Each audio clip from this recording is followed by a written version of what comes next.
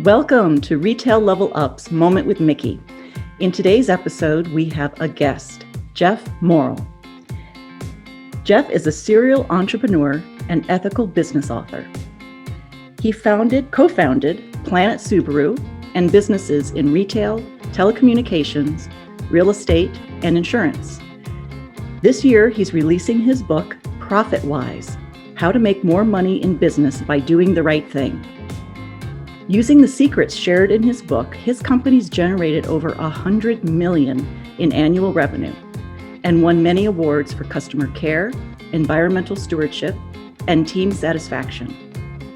Jeff's achievements in building ethical and flourishing companies have been featured in USA Today, Automotive News, and Entrepreneur Magazine.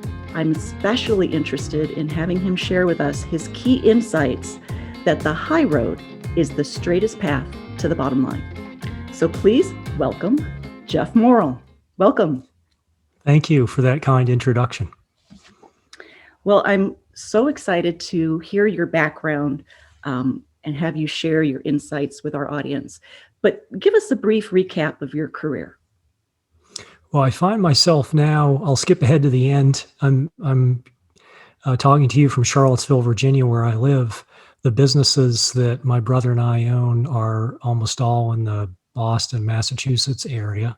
Okay. And a couple of years ago, I had, we can talk more about this later, but I was pretty much fried and needed to make a change. So my wife and I moved to Charlottesville. But it all started when I graduated from college and couldn't find a job like so many recent graduates. And I employed a technique that has served me very well over my life, which was I just put my ego aside and started making phone calls and trying to figure it out. And I eventually ended up taking the job in the service department of a car dealership. And it ended up there just as a personal connection. I had worked for a politician in college, and he happened to have a Volvo dealership, and he didn't have any jobs in his political office, which is what I was more interested in, but he did have the car dealership job, and I always loved cars. So that's how I acquired the skills to later. It was about 4 years later, my brother and I moved to Boston to buy a bankrupt Subaru dealership. And that was the first of several businesses that we started. And that's how we did it. So beware that first job you take out of college. I warn young people because you might still be doing it many years later. And it's so true. True in my case too. That's how I fell into retail. I didn't know what I was going to do out of college and took a job as a sales associate in the mall because that was the place to be. And 30 years later, still working with retail. Sure enough. Yeah. So tell us about, you had mentioned that there was a near fatal accident that led you to write your book, Profit-Wise. What was that? So all those years I was working hard building a business under fluorescent lights, and I dreamed of the freedom that I expected would follow later in my life once I had a business that provided the cash flow that I didn't have to work 6 and 7 days a week. And that dream did come to pass, although you should be careful what you wish for, because it was a Thursday afternoon. While everybody else, I'm only 49, so I don't know many other people that are retired. This was a couple of years ago, so I was 47, and it was the middle of the day, so I was out riding by myself because everybody I know works. So I was on an icy country road in the middle of nowhere, and I'd always assumed that if I wrecked a mountain bike, which I've done a lot of times, mountain bikers know it's not when you're going to wreck, it's just what time today. It just happens a lot. If you're riding and having fun, you're gonna fall off. I mean, generally they're not catastrophic incidents, but this day it was, and I was thrown from the bike and I hit very hard, and when I hit, I was like, oh, this is going to ruin my ride. And because the pain hadn't quite hit me. And then a few moments later, I was like, this is really going to ruin my day. And then I looked down at my leg and it was so terribly mangled that I was realizing I'm all alone. It's like 25 degrees out here, and I have my thin jacket on that I wear when I ride because you're hot. You don't want a lot of insulation. And it occurred to me, if I didn't start making really good decisions, that this was going to be my last day. And fortunately, it's just one of those lucky things. My phone survived the crash, and it happened to have. I mean, this is a very rural area where I live in Central Virginia. There are lots of areas where there's just simply no cell coverage because of all the mountains. But there's one bar was available to me, and I was able to connect a crackling call with the 911 dispatcher. Excuse me. And they got an ambulance to me, and 4 EMTs, scraped me off of that hill. So anyway, make a long story short, they got me to the hospital. I survived. Obviously, I'm here, right? Yep. And later that night, I was thinking about, if that had been, I was in the hospital with no chance of sleeping, obviously, and I had a lot of time to reflect on that moment. And I asked myself, if this had been my last day, would this have been enough? And my answer was no. There was something conspicuously missing, and that is that I hadn't completed my ambition to give back as much as had been given to me. And what I mean by that is so many people had invested in me over the years. I think about the teachers that educated me, who could have earned a lot more money in other professions, but chose schooling as their career because they wanted to help people like me grow and develop into their full potential. And I thought about the generations before me that had sacrificed. They had really left school early to support their families, and on and on and on. So many people that had helped me along the way. And I realized that I'd enjoyed the benefits of all these investments that had been made in me. And I've certainly helped people along the way, but not enough. So it was an inflection point for me to think about how I could start really, really giving back. And I was completely incapacitated on the couch for months. And there were a lot of lessons that I'd learned in business. And I thought, let's start here. Let's share those and try to help other people avoid many of the mistakes that held me back and slowed my development as a person and as a businessman.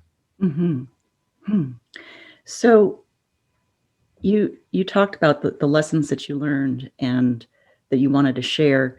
Did you do a lot of personal growth and development early on in your career as you were starting out?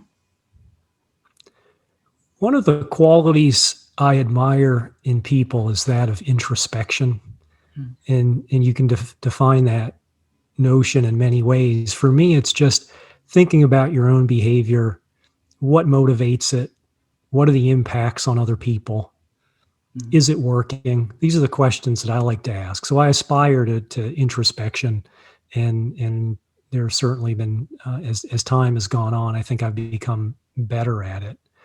But I think to the extent that you can devote energy to this practice that I'm describing here, I think you're going to more quickly discover your potential in it, and you're also going to be a much gentler person to all those people around you that depend on you. Because I think back, there were some times where I lost my cool as a supervisor, and those were not good incidents. And fortunately, there were very few, because it happened to me very few times. And after each time, I thought about what I had done and what the impact was of the things I had said on the person that I was interacting with, and I didn't want to repeat that mistake. And so I can't say that I've been perfect on that, but I think were you to interview everybody that works with me as a colleague today, I think they would say that they can tell that I've invested a lot of effort in keeping my cool when things aren't going exactly the way I'd like them to go. Yes, and that's such a good quality in a great leader, to be able to maintain your cool and to not let the situation impact you so much that you react rather than respond. Yes. So we conducted a poll recently for our Retail Level Up private Facebook group members, and was asking them what their top concern was heading into this new year. And their number one concern was attracting and retaining the best people. And I know you have some really helpful tips on how that you can implement a repeatable, straightforward hiring process for attracting and retaining the best talent. And I know that our audience would love to hear your inside tips on that. We've learned the hard way how to do this when we first opened. I was in my 20s when we bought that Subaru dealership and had to hire a lot of people right away. And I hadn't had a lot of experience before that doing it. So practice does make perfect. We made a lot of mistakes. And as we discovered the errors, then we tried to find ways to correct those errors. So I'll give you an example. The very first person that I offered a job to, we did a single interview, and I relied entirely on my own intuition and offered him a job right there on the spot. We set up a start day for 2 weeks after he had an opportunity to notify his employer, and that person never showed up. And that day I was so frustrated, and I was hurt because hiring is a very personal kind of experience. There is some vulnerability to that, taking a risk on bringing someone onto your team.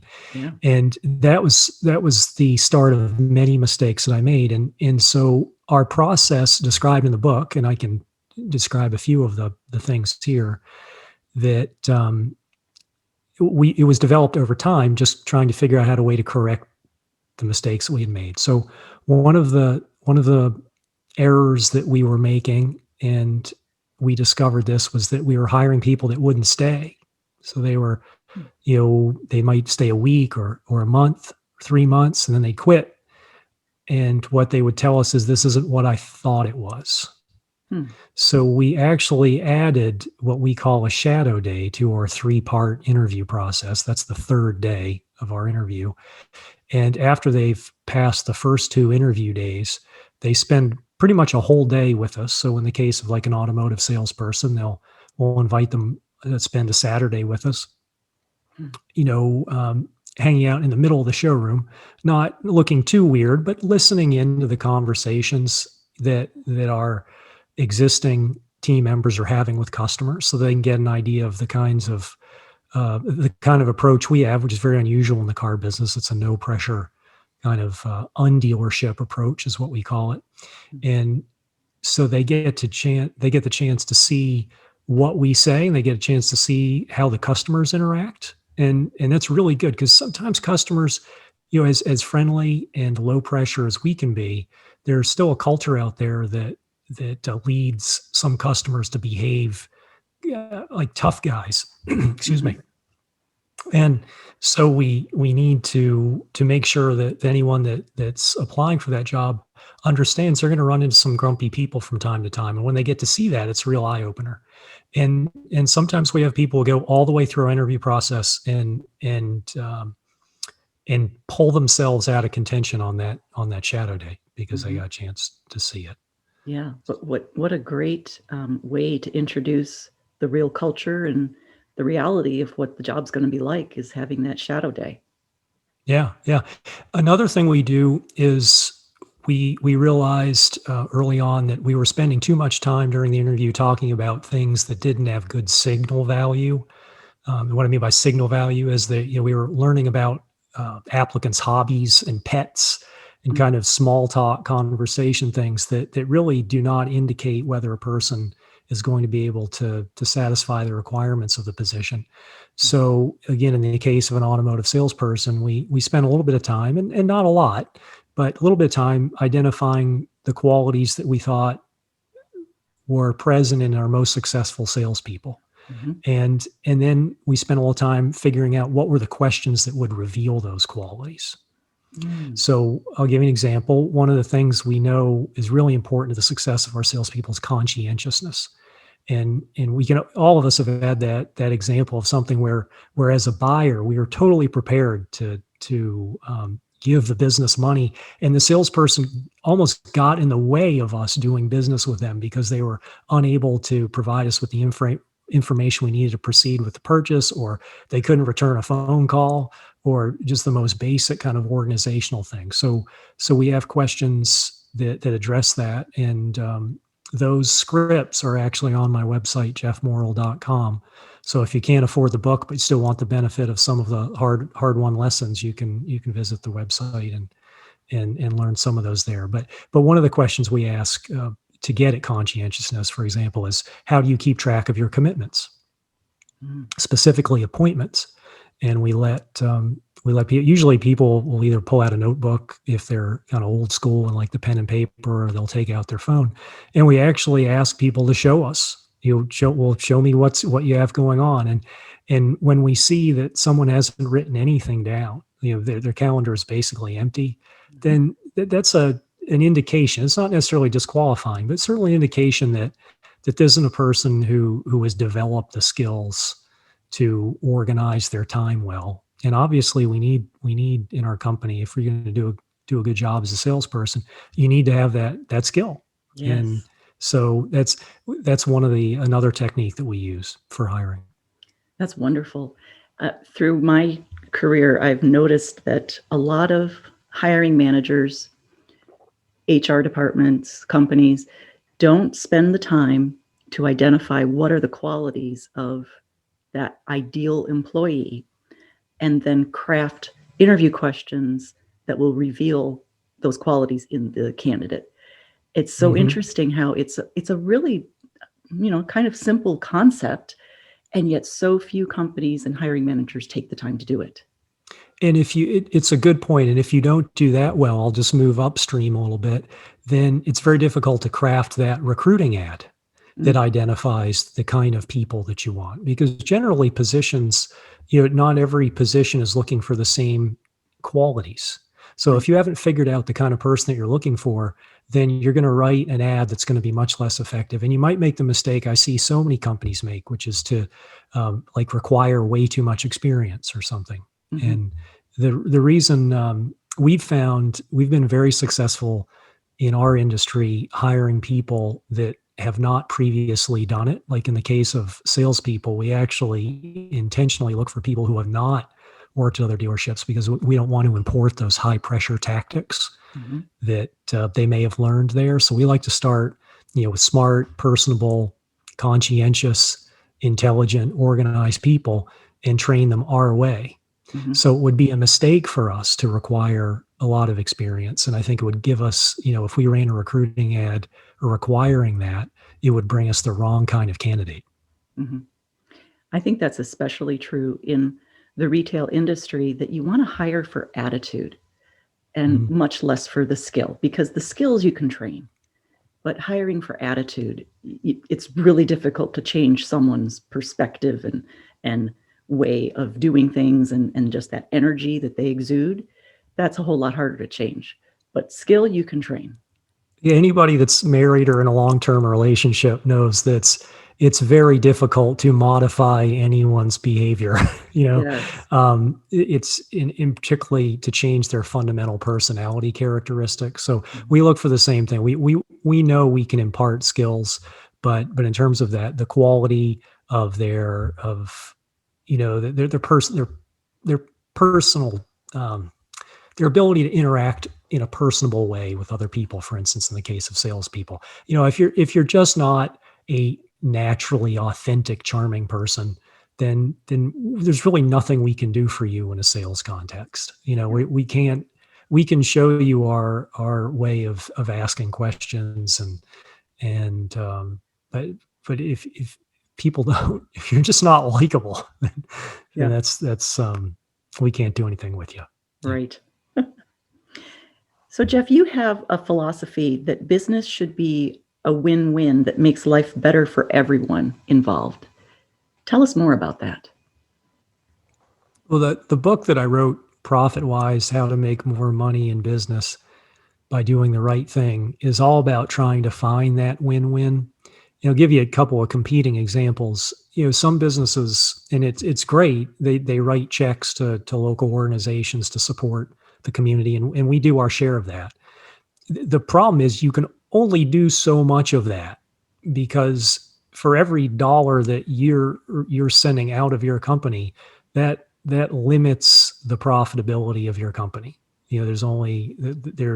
It's definitely a win for the charity, and a win for the community, but it doesn't bring a lot of revenue into your company unless you can find a way to really celebrate it and attract a lot of attention for it. So what we do our share of that, and I think it's admirable. We can only do so much, but there are other things we can do, like in terms of our recruiting. I'll give you an example of something I'm very proud of we have several dealerships, not several, we have 5 brands represented. And at the Subaru dealership, 5 of our technicians are women, which doesn't sound like a lot, but believe it or not, of the 16,000 franchised dealerships of all brands and sizes in the country, that places us number 1 in terms of the number of female technicians we have. And I think it's a way for us to communicate just how effective we can be in terms of creating opportunities within a community. So we need good people. And there are people, like in the case of the 5 women who are on our team, they want the benefits of the opportunities available to them in a car dealership, and the good income and the career path and the great benefits and the reasonable work hours. I mean, there's a lot of, in a highly functioning dealership, and there's a lot to be said for that being a good job. So they're really, really good jobs. They pay well. There's a lot of chances to grow skills and earn more as you get more technically knowledgeable. So that's a way that it doesn't cost us anything, and yet we've given opportunities to people who otherwise have been, wouldn't have had them, have been traditionally very poorly represented in our industry. Only about 1% of automotive technicians are women. So. Wow. So developing an exceptional company culture is a challenge. And I have seen it in so many companies where business is good. There's transparency, honesty, great collaboration, cross-departmental communication. And then when sales get tough, the culture and the level of leadership seems to take a dip too. And they have difficulty maintaining that culture when times are tough. So what can you share about how you and your brother have developed this company culture that is great and sustains even when sales might be off a little bit? Yeah, you mentioned, several things there that play into culture. And I think about culture as like a wall with 1,000 bricks in it. And, probably no company has, a perfectly solid wall. And some companies, the wall is so porous, there are so few bricks in their culture that's almost falling down. But I think that there are so many, individual things that a company needs to do to create it. There's simply there's no simple rule. But I think it's a lot of little things. And I'll give you an example. I mentioned before that shadow day that we do with our applicants. Well, in the case of, let's say, an automotive salesperson that wants to apply to our team, on that day that they come, we invite all of the other salespeople, the receptionist, and anyone who wants to meet that applicant. We give them the opportunity to do that. And then after the candidate leaves, we invite the feedback from everybody that met that person. And what that allows, everybody on the team has had an opportunity to have influence over the kind of people that end up joining the team. Mm-hmm. And that is a benefit to the dealership, because sometimes, all those eyes on a candidate, sometimes it'll be just one person that'll catch something that the rest of us missed. And we'll usually we have 3 interviews, but it will prompt us to do a 4th interview. But in terms of the culture, it's a way to communicate in a very authentic way to the people that are already on our team that we value their judgment and that we care about the quality of the team members that are joining them. Mm-hmm. And what a much warmer environment that candidate finds when he or she is finally on the team, gets on that first day, and everybody has already met that person and knows that person, and quickly, much more quickly, becomes part of the family than just having the person show up. Here's your new colleague. Yeah. So I think there are so many things like that that a company does, and perhaps I mean, I hate it. Just sounds so trite to say it's the golden rule, but I think managers and supervisors, owners, co-founders, founders, whatever, they forget how recently it was that they were in the position of their team members, trying to implement policies that were delivered to them without enough information or instructions, Mhm. or they weren't given the tools or the equipment they needed to do it well, or they weren't given a reasonable amount of time or the training, or there's so many things like that just frustrate people and pull bricks out of that culture wall that I was describing earlier. I think that it behooves all of your listeners who are in a supervisory capacity to just think about the impacts of the decisions they make on the people that depend on them to make good decisions. And if you start there, I think that you can slowly turn even an unhealthy culture into a healthy one. Mm-hmm. Well, I want to switch gears here just a little bit and talk about more of the operational side of the business. You mentioned there's some common mistakes that businesses make with their websites. Share us what that is. We really depend on our website because we have a very unusual story to tell on the retail side. We have other businesses, but the Subaru dealership in particular is probably the best known in the metropolitan Boston area anyway. And we use the website as the hub of the wheel. All of our marketing efforts steer prospective customers to that website. And we don't run, for instance, we don't run television ads on cable, or we don't run radio ads. What we do, we try, all the efforts we do are trying to push people to visit our website because we have a story to tell, and it's unexpected because we're running a very different kind of dealership, as I alluded to earlier, and we need a little time and a creative opportunity to share that story. And of course, we have video and images, and there's all sorts of ways we can do that. And I think in the process of doing that, what we realized is how important it is to make sure our website gives people a reason to do business with us instead of someone else. Hmm. And I can't tell you how many websites I visit when I need, because we need a lot of services both at home and through the business. If I need a plumber, or we need a company that will do the commercial cleaning for us, and you go to their website and their phone number's there and they tell you how great they are. We're number one in service, or we're the lowest price, whatever. But there's really no compelling story about why you should do business with them. Hmm. And I think something like the Dollar Shave Club comes to mind, which is a national business, an e-commerce business, and not the kind of business that we're in, which is more local. But they just had a great story, and I think that they were able to connect with people about that, and it was authentic. And if you're in business and whatever you're selling, whatever kind of services, if I can go to your website and not figure out why I should do business with you, then you need to start looking at how you could tune that up and do a better job of sharing what makes your business special and what you can do uniquely.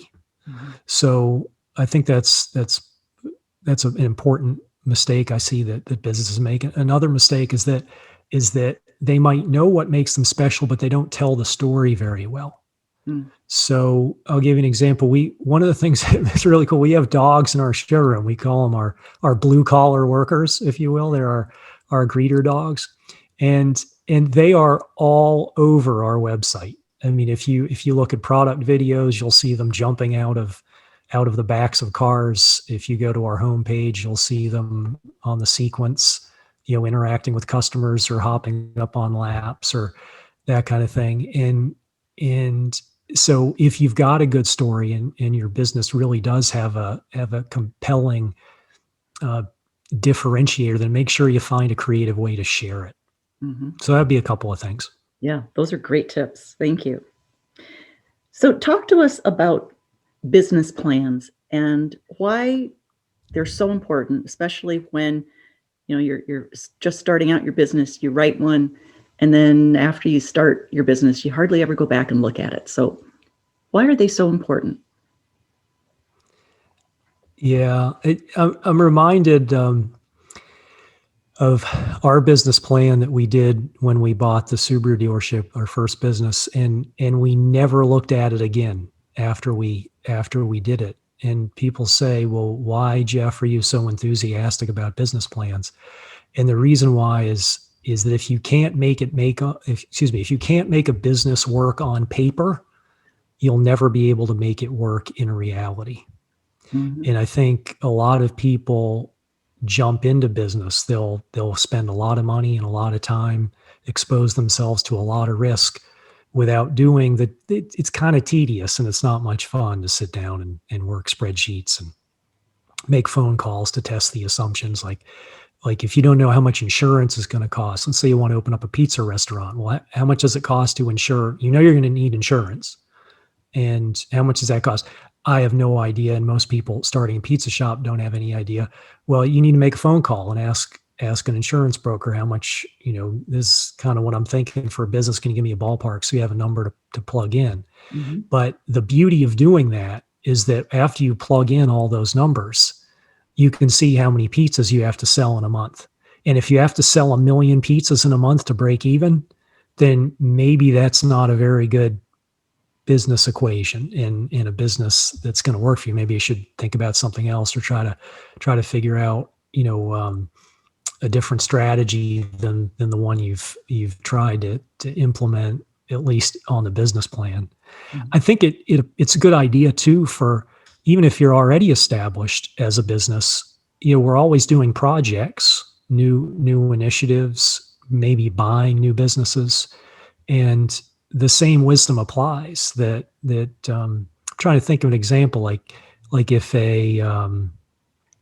let's say a coffee shop wanted to make a decision to add food to their offerings, then it it's you're basically starting a new business there.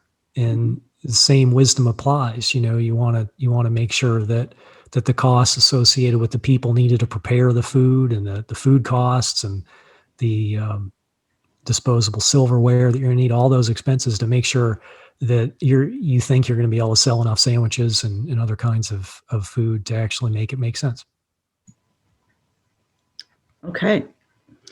So, what tips do you have for business owners to have more fun and how to avoid burnout?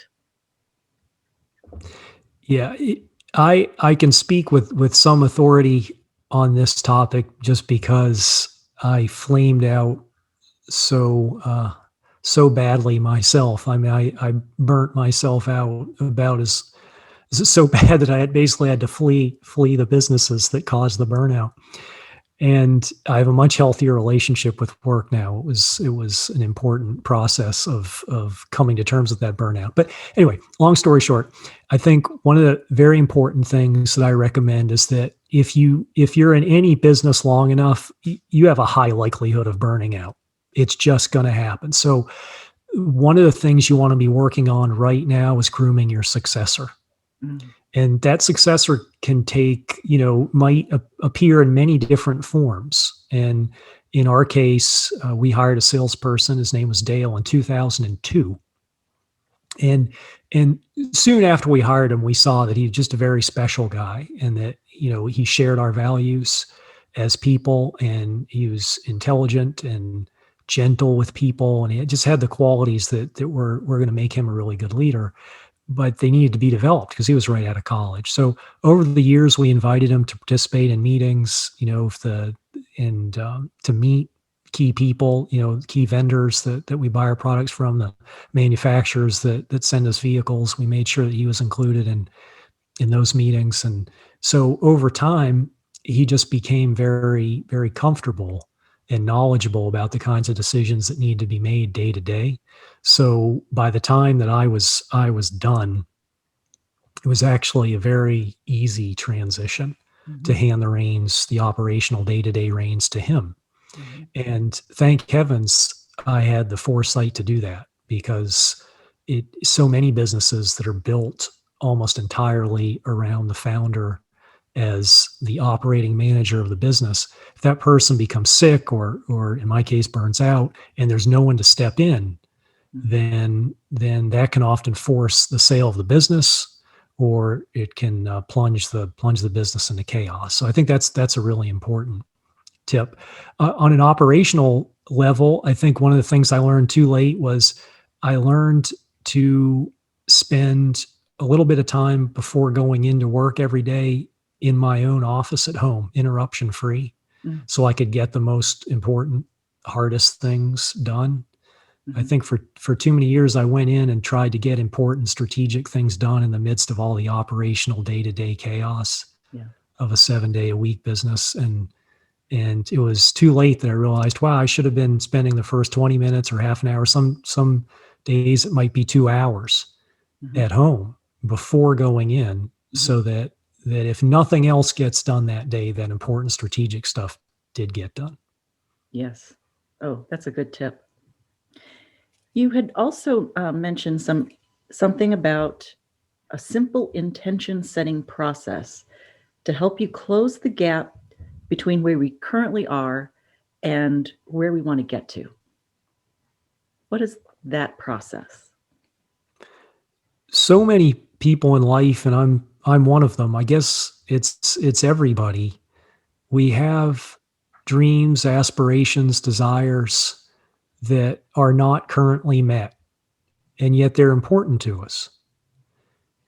I met a young lady, and she wanted to be a writer, and I asked her if she'd be willing to send me some of the writing that she had done so I could look at it, because I'm a writer too, and I enjoy learning from other people in their writing. And she said she hadn't actually done any writing yet. She just wanted to be a writer, and that's fine. I mean, she was young, so I'll give her a pass on that. But the point of the intention setting process that I describe in the book, and it's pretty basic. It's straightforward. It's basically taking an inventory of where you are today, and the qualities that you lack that you would like, or maybe there it's a level of financial security that you'd like, or it's a fitness level, or it's a quality of the relationship that you have with your spouse, or a family member or a friend. To identify that gap by spending some time thinking about what you feel like you're missing. And then once you identify that gap, you just figure out the strategy of the few steps that are going to move you closer to closing the gap. So in the case of the young woman who wasn't yet a writer, I mean, the obvious thing for her would be to spend a little time thinking about what she would like to write, and then just starting. I mean, opening up a laptop, or getting a notepad, and getting at it. And I meet, probably the majority of people that I meet have a lot of unfulfilled wishes in their lives, and yet they're doing nothing to fulfill those wishes. And there's a way to fulfill them. And that's the process I describe, and that sort of captures the 30,000-foot essence of it, I think. There was a little social experiment that was done in New York City by Bryant Park, and they put a giant blackboard and some chalk, and at the top they wrote, "I regret," and then people had the opportunity to just come in and fill out whatever statement. And 99% of the statements were things that people had regretted not having done. Missed opportunities. Yes. Yeah. Yeah. It's funny you say, because even that terrible accident, I mean, maybe if I had died, I'd be thinking about it differently from heaven, but I don't regret going riding that day. I mean, it was awful. I mean, I've never been so scared, or alone in my life. And the rehab was brutal. It's now 2 years later, and I still can't walk right. Mm. But I wouldn't. I'm really not. I don't really regret it. It's the regret I think I would have had as an old man is looking back and saying that I hadn't done, the adventure sports that I'd wanted to do. And I've Mhm. given up the adventure sports, but I've done some really cool stuff up until the point where I couldn't do it anymore. Yeah, And I'm glad I did. And I can't do it anymore, but I got 47 good years of it. So that's there fine. you go. Yeah. So, do you have any final tips on what your favorite do's and don'ts are for anyone in the business world that we haven't already touched on? One I like is very common among business owners, I find. Um, Also very common among the older males, and I'm rapid. If I'm not already there, I'm definitely getting there. Is just not shutting up. Hmm. Like in a business context, it's so important to listen, whether you're selling, whether you're supervising, whether you're trying to persuade someone to see something your way. I mean, there's so many instances in your personal life. If it's you've got to stop talking long enough to create that vacuum that draws out the other person.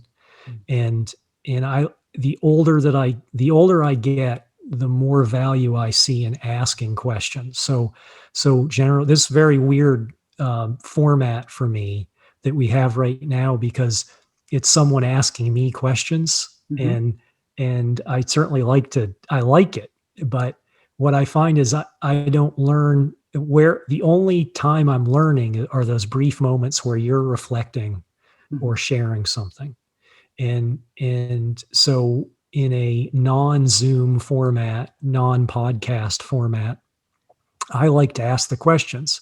So whatever talking I'm doing is not squelching the opportunity for the other person to share what they know and to inform my perspective on things. And I don't know what it is, but it's just very hard. I think there must be dopamine released when we talk or something, because it's just a very rare skill. And I think that if you can develop, the earlier you develop it and the better you develop it, the richer your personal life is going to be and the more successful you'll be professionally. Absolutely. There's a book that I refer to frequently by John Maxwell, Great Leaders Ask Great Questions. Mm, And it really hits that point very well.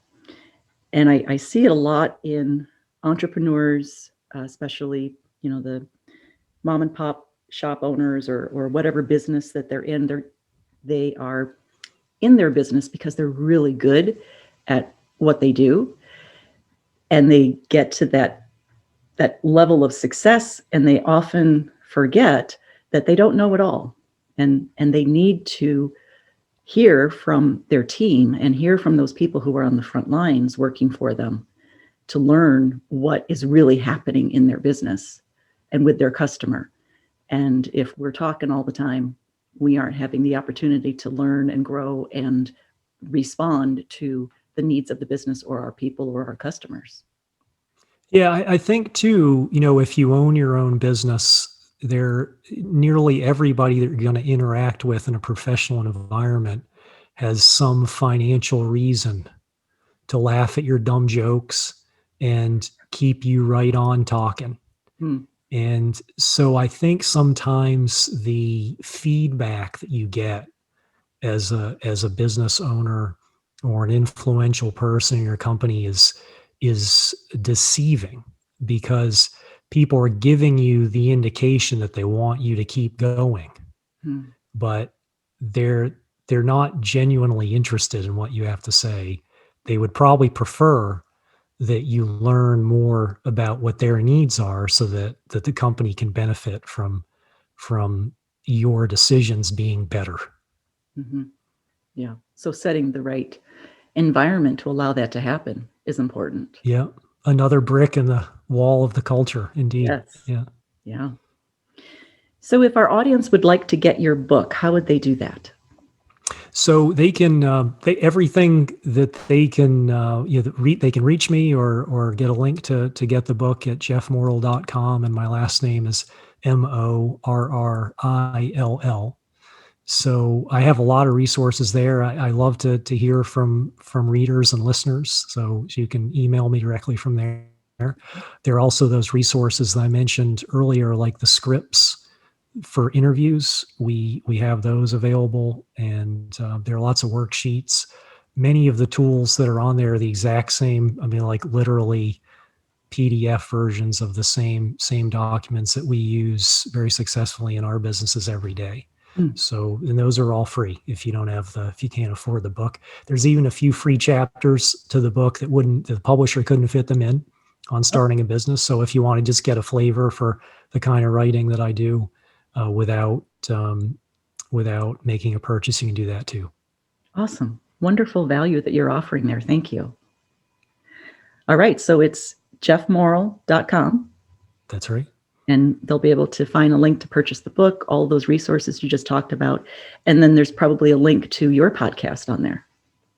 I don't have a podcast. Oh, okay. So I don't know. I don't know if I have the. It's a totally different skill set that I've got my hands full, but it looks really cool. I mean, being on the other end of it. Yes. Well, I can't thank you enough for joining us today as our guest. And I look forward to diving into more of the tips that you have so generously placed on your website for our audience to benefit from and help them in their business and in their careers. So thank you. All right. Great. Thanks for giving me the opportunity, Mickey. Appreciate it. Take care.